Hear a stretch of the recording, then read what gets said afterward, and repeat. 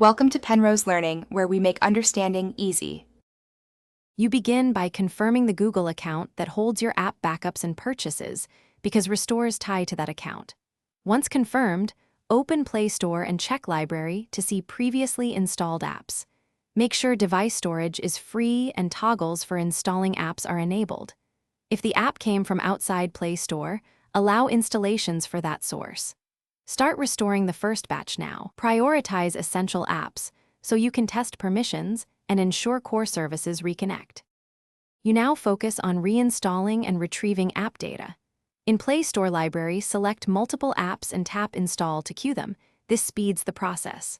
Once installed, restore data. Use Google Backup for app data or the app's built-in restore function. For sideloaded apps, install matching APKs from your archive, then import data files. Make sure app versions match the backup. Mismatches can break data restores.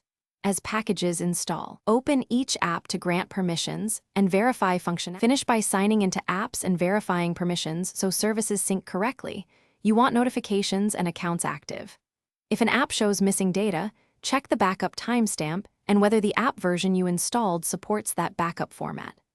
Once done, clear the app cache and force close to trigger resync. If problems persist, uninstall and reinstall the exact APK version you backed up, then re-import data. A key tip: enable developer USB debugging to pull logs or use backup tools if automatic restore fails. Thanks for watching. If this was helpful, leave a like and consider subscribing. See you next time.